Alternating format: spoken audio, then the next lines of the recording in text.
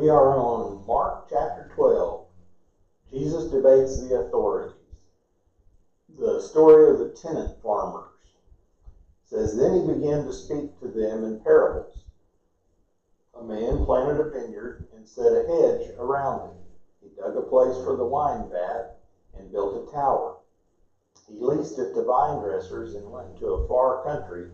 Now at vintage time, he sent a servant to the vine dressers that he might receive some of the fruit of the vineyard. And they took him and beat him and sent him away empty-handed. Again he sent them another servant, and at him they threw stones, wounded him in the head, and sent him away shamefully treated. And again he sent another, and him they killed, and many others he sent that say that, beating some and killing some. Therefore, still having one son, his beloved, he also sent him to them at last, saying, they will respect my son.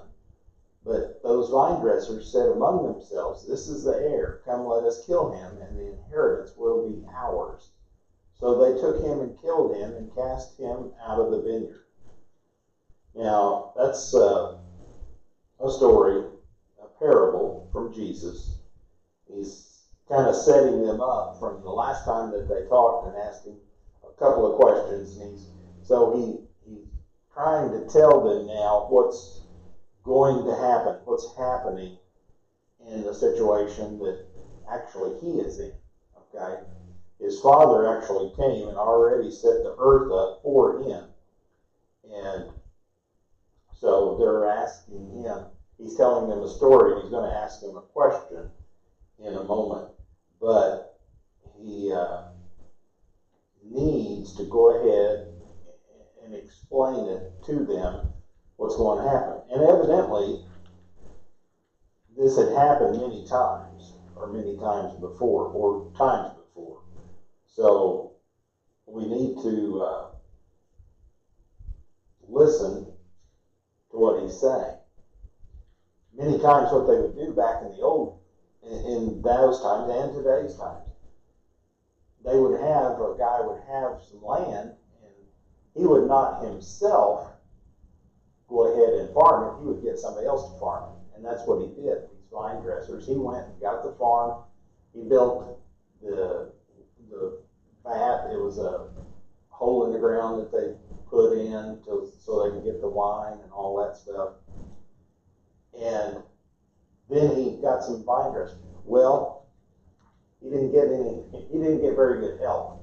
I mean, they may help, but after a time, they felt like they were doing all the work, so they should get all the goods. So he sent a servant to go get some of the fruit, some of the wine,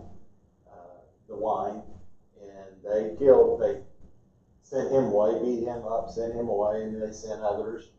And finally, they came to his son, and they said, let's kill him, because then the place will be ours. Well, they did. They took him and killed him and cast him out of the vineyard. Said this parable tells us that Jesus knew he was the Son of God, and that he knew that he would soon be killed. The Son was the final messenger. There would be no other. Either they would accept the message of the Son or face judgment.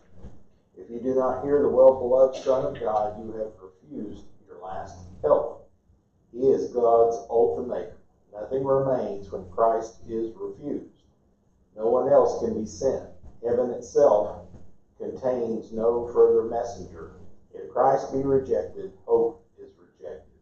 That's what Charles Spurgeon said. So, Brother Epson, 9 to 12. Therefore, what will the owner of the vineyard do? He will come and destroy the vine dresser and give the vineyard to others. Have you not even read the scripture? The stone which the builders rejected has become the chief cornerstone. This was the Lord's doing, and it is marvelous in our eyes. And they sought to lay hands on him, but feared the multitude, for they knew he had spoken the parable against them. So they left him and Okay.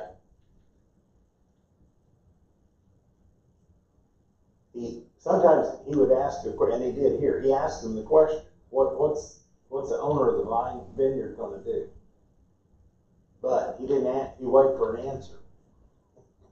He answered them himself. He will come and destroy him. Other times, he would ask the question, and whoever was asking would respond. Well, here they knew, since he asked the question and told them what the answer was, that they were talking about them, the Pharisees. They were the ones that was doing this very same thing to him. So they didn't ask him any more questions. They left him. So he went away from them. Didn't want to go anywhere else. Jesus instructed them from the Hosanna Psalms. It's Psalms 118, 22 through 28. It says, because the Messiah was officially presented to Israel, the hostility of the Jewish leaders showed that he was rejected, even if he was initially greeted with hosannas, quoting from Psalms. So as he goes in the Passover week, he goes into the Jerusalem, into the area. They're laying down their coats. We talked about that a few weeks ago and heard it, I think it was in our Sunday school. Throwing their cloaks before him, and everybody's waving palm branches and all that. But the leaders didn't accept him. They rejected him. It says Jesus is often likened unto a stone or a rock in the Bible. He is the rock of provision that followed Israel in the desert. He is the stone of stumbling. He is a stone cut without hands that crushes the kingdoms of the world. He's also, it talks about the cornerstone. And the cornerstone is the foundation. You pull that cornerstone out, and the wall is not as stable as it was. If you're still laying the rock will all fall, because the foundation stone is what it's all built upon. Okay, 13 through 15, Iris. Then they sent to him some of the Pharisees and the Herodians to catch him in his words. When they had come, they said to him, Teacher, we know that you are true and care about no one, for you do not regard the person of men, but teach the way of God in truth. Is it lawful to pay taxes to Caesar or not? Shall we pay or shall we not pay? Okay. This is another instance where they are trying to trap him. It says in this instance it was the Pharisees and the Herodians, the one that was loyal to Herod.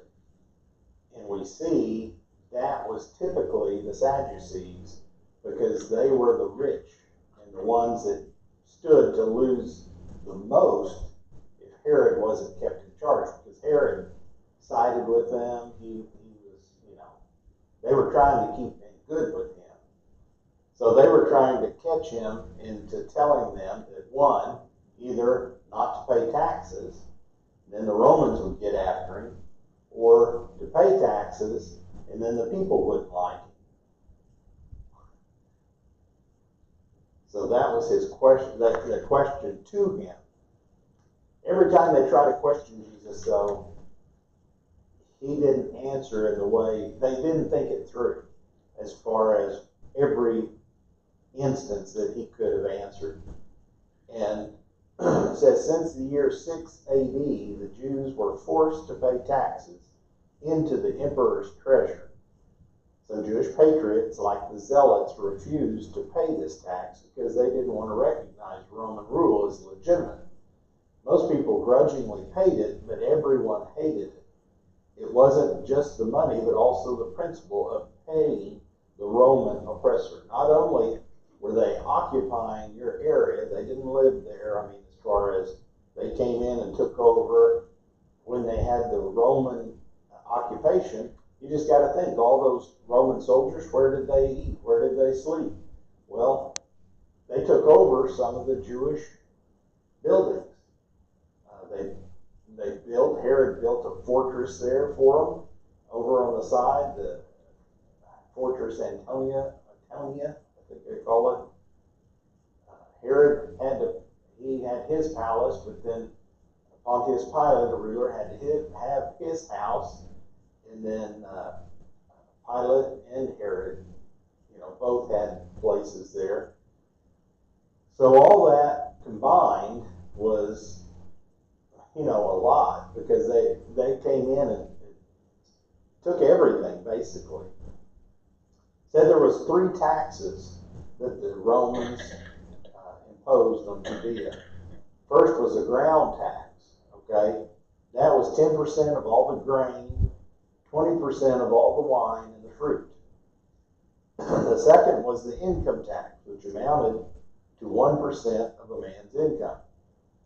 The third was a poll tax, which was paid by men aged 12 to 65 and women aged 14 to 65. It was 1 denarius a year, about a day's wages for a laborer. And he said, well, that's not too bad. That'd be 11 and maybe a 0.5%. But if you own wine, it's a lot more than that, or fields of wine and fruit. So it's 20+%. But then the taxpayers, they took their percentage out of it too. So you may be paying, who knows, 30, 40, 50% in that. And I'm sure as they, like any other good tax deal, they keep raising taxes. They never, hardly ever make them go down. So the question was, shall we pay or shall we not pay? It says in 15, but he, Jesus, knowing their hypocrisy, said to them, why do you test me? Bring me a denarius, that I may see it, a coin. So they brought it, and he said to them, whose image and inscription is this? They said to him, Caesar's. And Jesus answered, said to them, render to Caesar the things that are Caesar's, and to God the things that are God's. Now, you have to understand a little bit the coinage there. They had the Roman coins, and that's what they paid with. They paid with the Roman coins, or jewels, or whatever they had. They could also pay with the Jewish coins, but I'm sure the Jewish coins wasn't worth as much, a denarius or whatever it is. They may have had to pay more. We see that brought out, and we'll see it brought out here in the next few chapters, whenever Jesus flips over the tables, gets mad in there, because when they went to Passover, most of the people going, if they came from very far away, they didn't have their lamb. They didn't have their sacrifice, the dove, the cow, or whatever they were going to offer, and they had to buy it there. Well, in order to buy it at the sanctuary, they had to have the religious money, okay, on top of the Jewish money and all that. They had to have the temple tax, temple money. And so they had money exchangers. That's why they had money changers there on there. People would come in and give them their money wherever it was from, and they would, switch it out. And I'm sure that it wasn't a good, equitable switch out. I'm sure they charged them, twice as much as they normally could get. And that's part of what Jesus was saying. You made it a den of thieves. You're stealing from these people, as we go forward. That's kind of coming up. But it ties in with this, that they had their own coinage that they had to pay this tax with. So he tells them, if it's Caesar's, Caesar made the coins, he made it available, pay with that. If it's not, pay with what you can. Have you ever, and I know I've told this story a few times, my grandpa, he paid his tithes, in his tenth, in whatever fruit that he rose, whatever vegetables. And one year, many years, but one year when I was old enough to help them, I helped plant the potatoes. Grandpa would run through the field with his disc and things and plow the hole, and we would go behind him with a big old sack of potatoes and throw the potatoes down, step on them, and then he'd come back over, roll the dirt over. And then at the end of the season, he'd bring the tractor back out, because he didn't own it, he leased, I don't know how many acres, I think it's almost 40 acres of potatoes. Seemed like it. I mean, I was a little kid, but I know we walked in long old roads. But then we gathered the potatoes, so we put them down there. Well, then we'd go behind him, we'd put our sacks in, and then pour them into his front end loader. And go pick up more potatoes at the end of the year. So he pulled all that out. He built a little, in his shed underneath, behind his house, his garage shed, he built this big old, it's probably this tall, about 3 foot wide, that would hold potatoes. And he'd bring those in and dump those potatoes in there. Well, he paid his tithes in potatoes. So it was a scoop, a bucket load of potatoes, and his house was just a block away from the parsonage. So he went down in front of the parsonage, dumped those potatoes out, and said, here's your tithe for this week. That way I don't have to.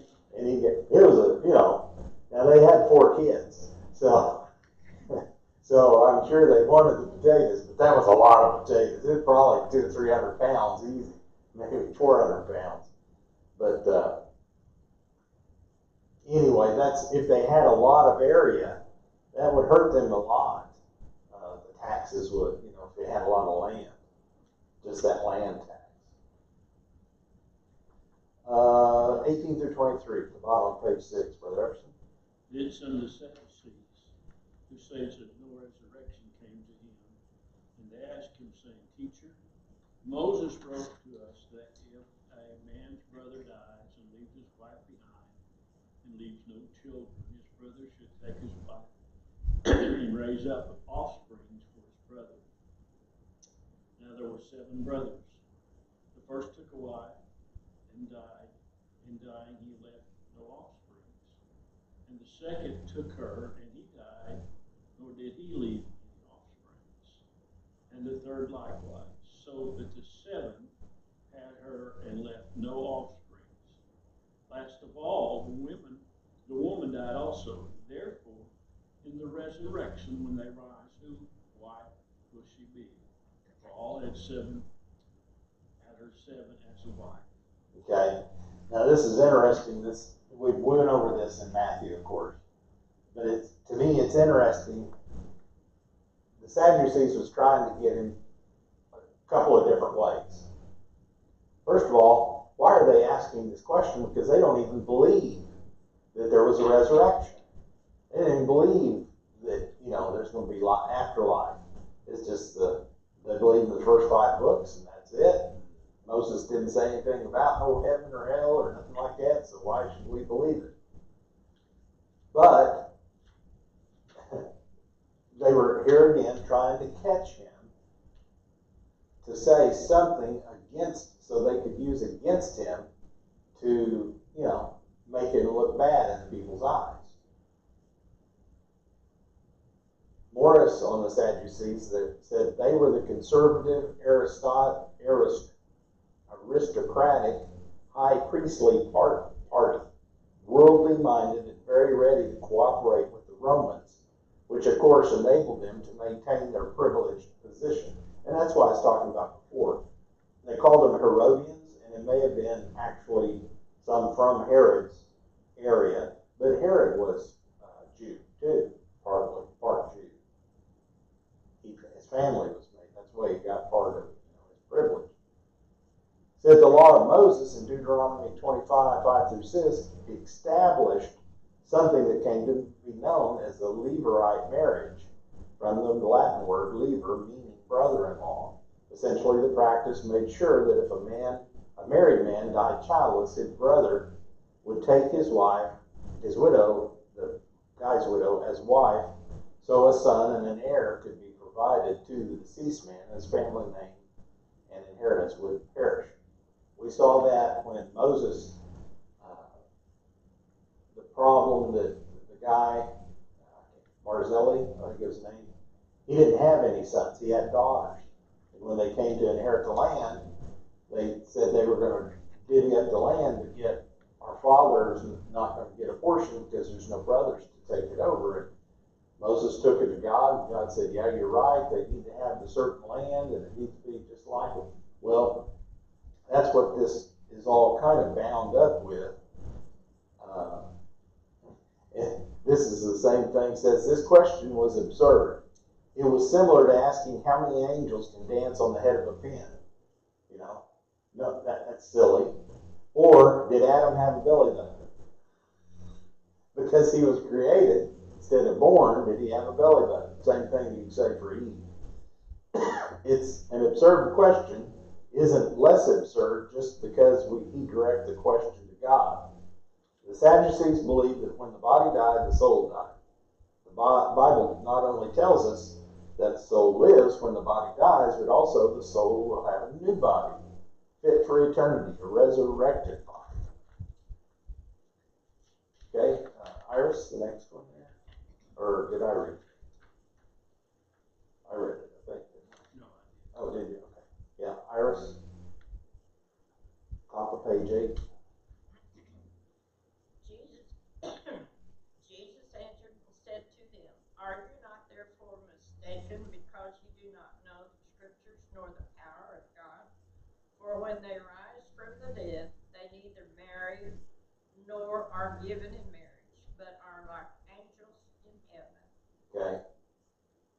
We don't get a lot of information on heaven as far as all of our questions that we have about it, but it gives us glimpses of it. Here's one part of it. Yes, there is a heaven. Okay, that's what Jesus is saying. But there's not going to be any marrying in heaven. We will be known as we are known, it says. Each one of us are individuals. When we were here on earth, it was for a purpose, just like Eve was given to Adam for a helpmeet, to help him along the way. So we are given our helpmeets for that. But in heaven, that's not what it's going to be. We'll know them. We'll probably know them as our wife, was a wife, or whatever, sister, brother, father, mother, grandmother, all that. Know everybody. But it's going to be a different relationship. The familial relationship is going to be superseded by God's relationship. We are God's family now, and that's what's most important. And I don't know if we'll know those. I know we'll know them, but as our relatives, I don't know. It's always, you hear people talk about visions of heaven and going to heaven, and I'm not questioning that, but right. Some of it's like, well, I seen my brother there. Okay, my brother died before, what do you call it? We lost 2 babies, miscarriage. Yeah. Okay, but that was a living soul. How are we going to know that person? You know what I'm saying? Right. Because at the moment they were small. And then, like you said, there'll be, how could I look at Liz and not say that's my wife? Right. If she, it boggles the mind because we're so physical. Right. It's going to be different than what we ever known, but it's going to be so much better than what we've ever known. That, we won't think about it, I think, that way.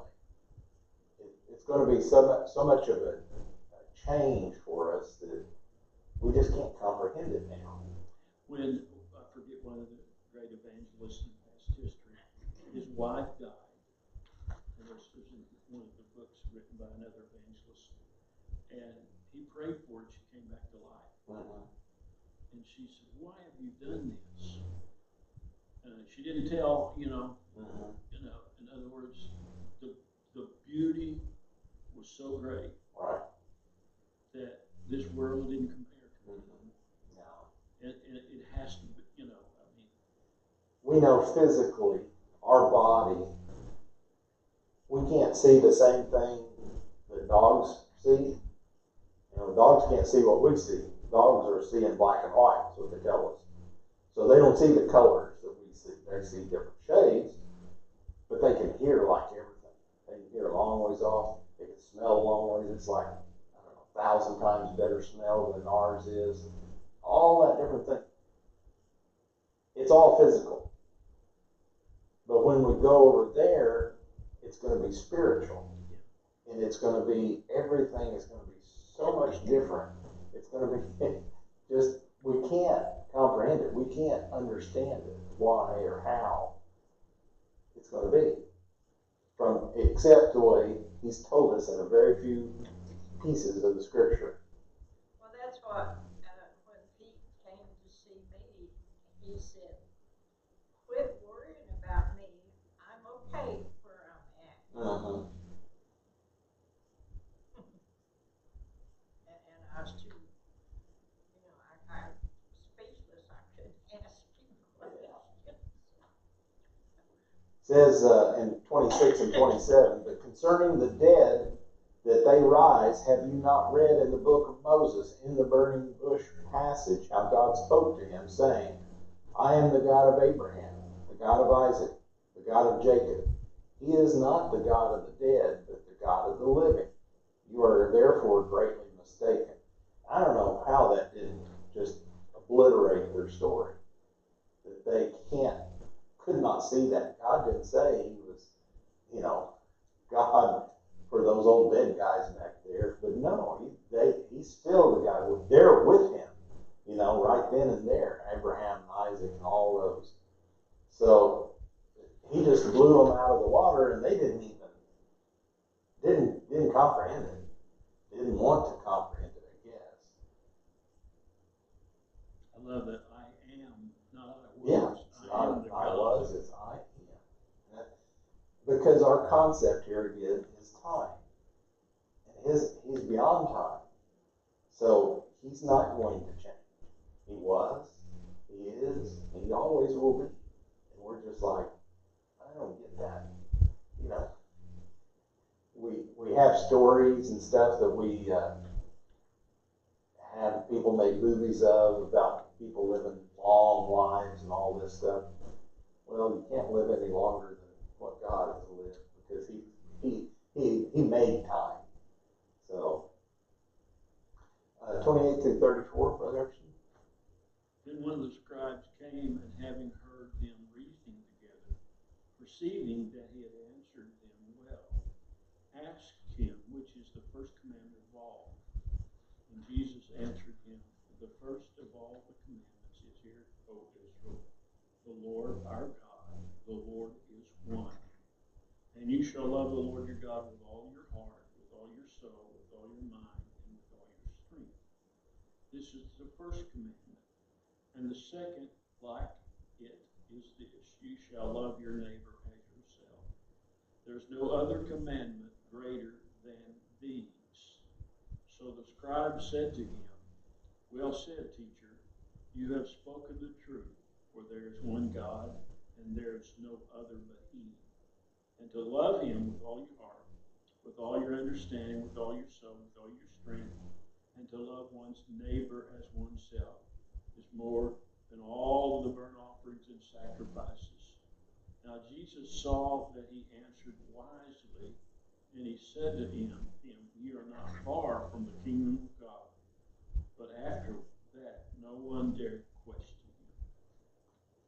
So this scribe came to him. Now, scribe is one that writes the Torah. He's would be known today maybe as a lawyer. They are well versed in the legal system. We always think of the Sadducees and Pharisees being the highest, and they are. They know it well, but these guys have actually copied the books. They know what it is. Just a little side note on this: we're watching this week, and I just never thought of the question.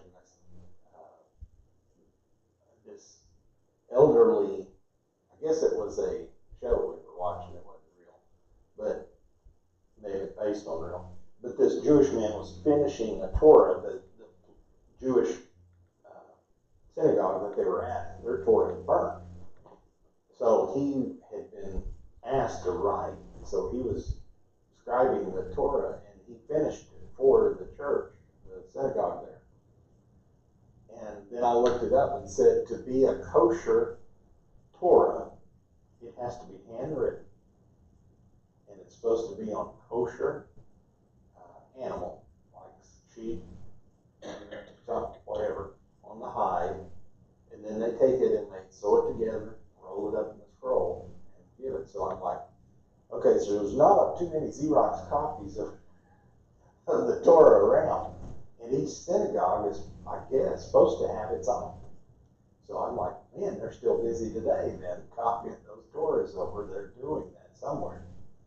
I don't know. I just thought that was so interesting. But, I mean, I know they're learning today, the Jewish priests. Don't they write from right to left? They write from right to left, yes.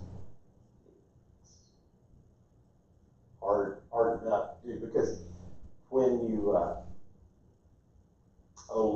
we've got a friend, our guide that was over in Israel. She writes to stuff on Facebook to us. And she writes a lot of stuff. It's not to us because it's in Hebrew.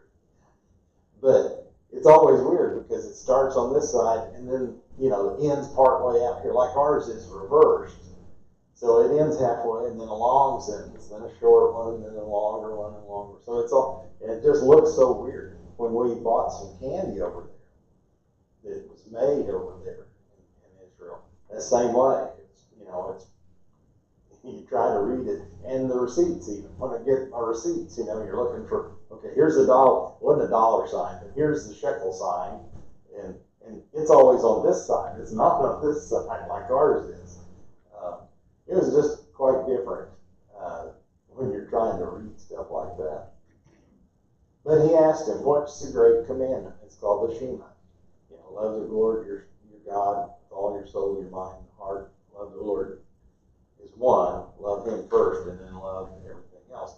And he told him that is the greatest that can be. Jesus extended that. He told him, you're not very far from it.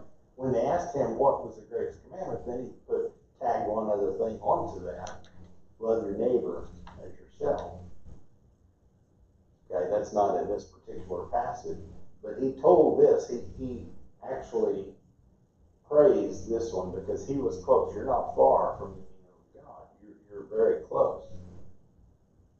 It says, before Adam and Eve had any other command, they were commanded to love the Lord their God who created them.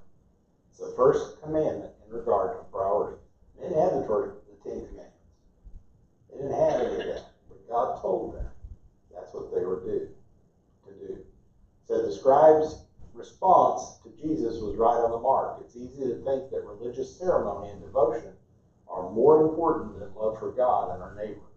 But this isn't the case. 1,000 empty burnt offerings do not mean more to God than a single act of love done in his name.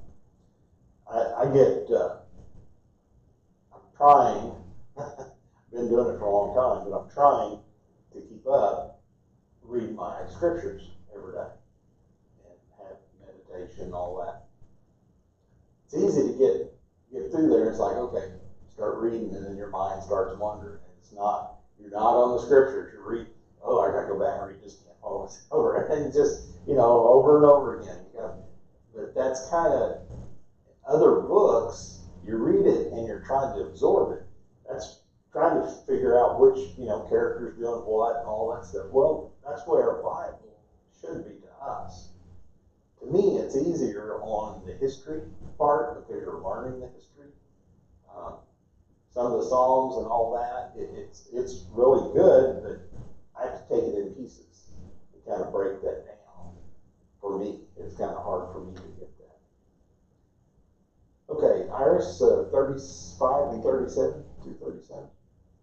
Then Jesus answered and said, while he taught in the temple, how is it that the scribes say that the Christ is the son of David?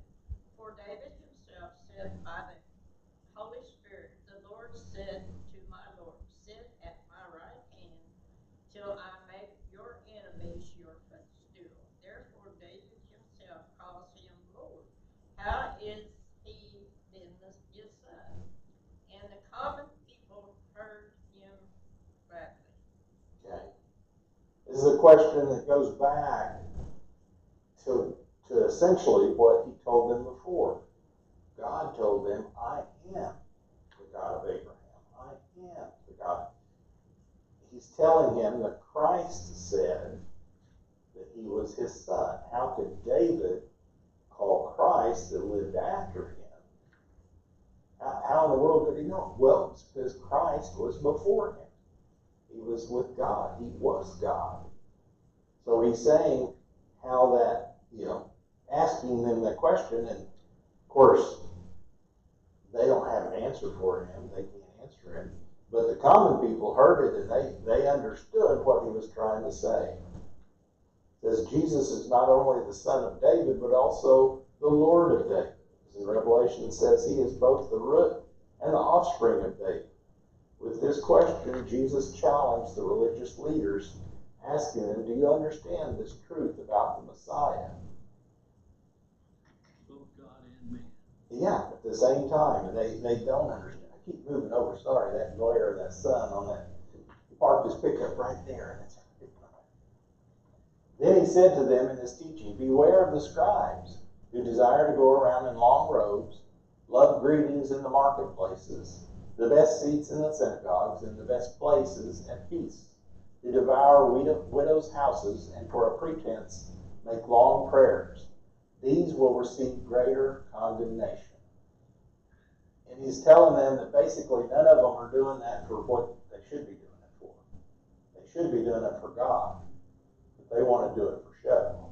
They want to have the longest robes and all these different things.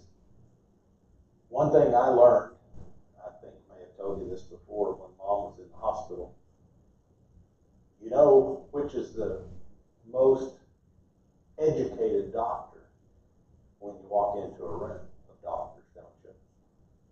Whoever has the longest coat.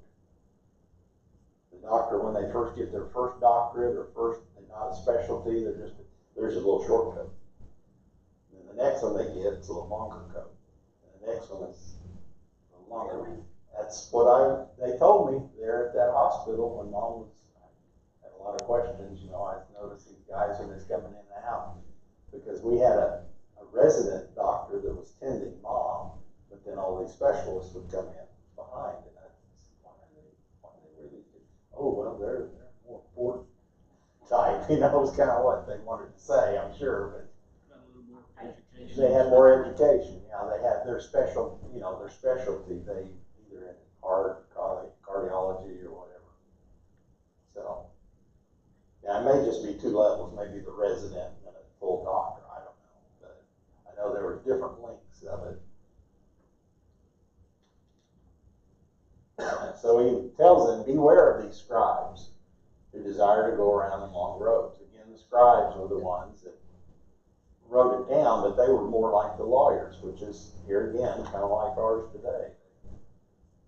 I can't speak too good of lawyers because I don't know too many of them. I remember a minister, and he's not on TV much anymore, but he used to be on quite a bit. And he came out and testified one time that it went to his head. Yeah. That authority. And I know, again, not to mention any names, but I was at Mardell, and I was looking at some books, and one of the pastors of one of the bigger churches here, one of the mega churches, come, and I was just walking down the aisle, and he seemed, I wasn't going to say anything, but he turned around and walked the other way, and because we have to be careful. Yeah. And that's what they were doing. They wanted to be seen, and it's the same in politics. Yeah. Anytime you get authority, Right. and all these rich people, they think they're better than we are, and they know more than we do. Right. And in some areas they may. Right.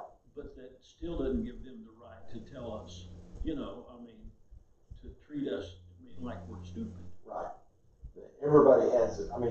There's some of the silliest people that I've seen, some of the, have no common sense at all. And that's part of what you see now on TV. It's just like, open your eyes. Why can't you understand this?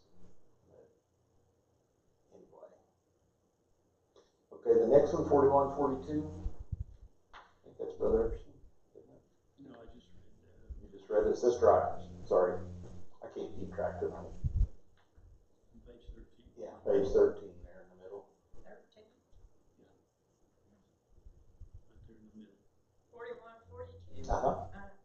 Now Jesus sat opposite the treasury and saw how the people put money into the treasury. And many who were rich put in much. Then one poor widow came and threw in 2 mites, which make a quadrant. Said this sight of this poor widow must have been a welcome sight to a weary Jesus after enduring a storm of questions from his enemy. The line at the offering box and the pride shown by the rich men in their giving shows us that it isn't necessarily more spiritual to have an offering box instead of passing offering bags. It isn't a matter of right and wrong, but a matter of which is an easier way for the people to give in a way that doesn't call attention to their gifts. Jesus looks at us when we give, and he notices how much we give or how we give.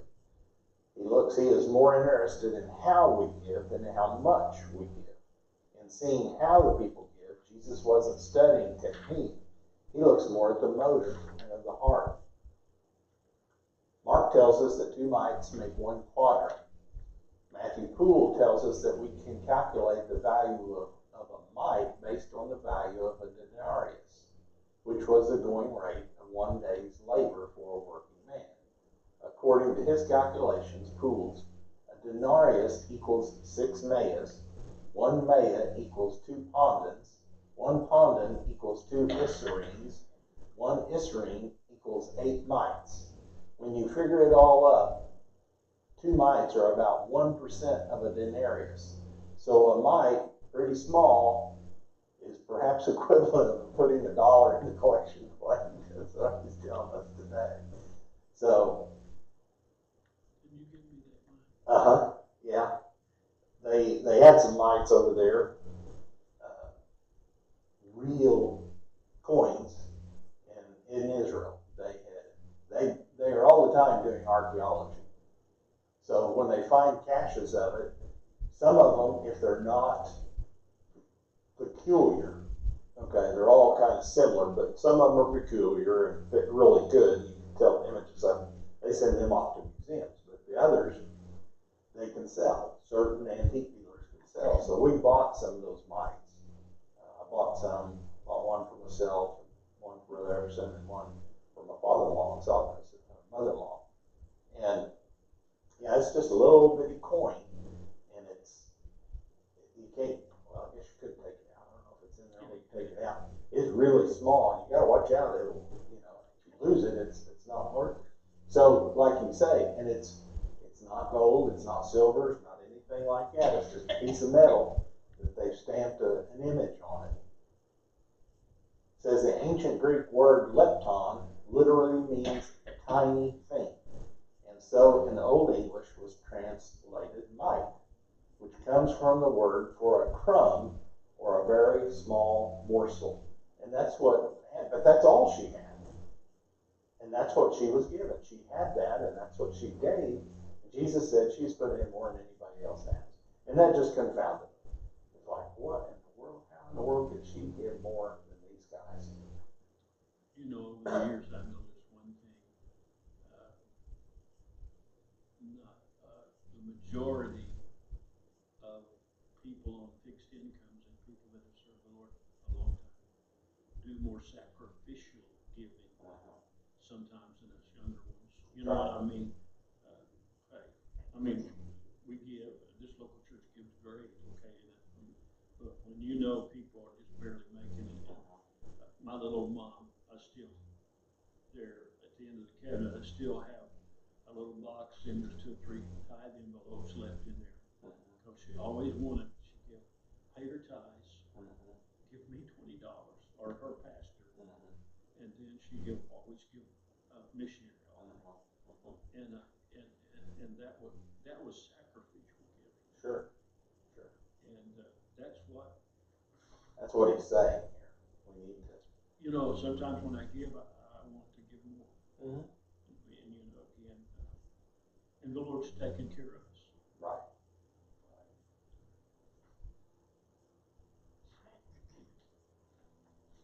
says, so he called his disciples to himself and said to them, assuredly I say to you that this poor widow has put in more than all those who have given to the treasury, for they put in out of their abundance, but she out of her poverty put in all that she had, her whole livelihood. There wasn't anything left.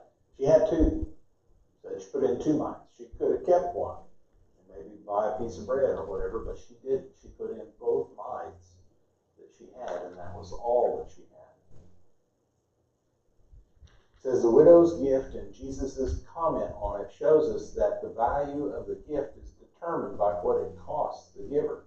This is what made the widow's gift so valuable. David refused to give God that which cost me nothing whenever he was wanting to buy the stable or the area where he was wanting. Out of her poverty, the woman was poor because she was a widow, and had no husband to help support her. It also may be significant that Jesus had just criticized the scribes, as he said, who devour widows' houses.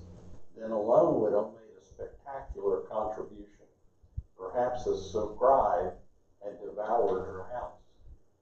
Here again, they were the legalists, okay? The scribes were the legalists, and if she couldn't pay the taxes, they may have taken her house. Who knows what had happened. It says the widow challenged the mindset, says, I'll give when I have more. The widow had virtually nothing, yet was a giver. This means that we can all please God with our giving just as much as the richest man can please God with his giving. Whatever we give sacrificially to God, he sees it and it is pleased. So, and that's not only money. It's everything else, your time, your knowledge, anything that you have, you need to give to God's use. So, Thank you, brother. well, I appreciate it. Y'all coming out.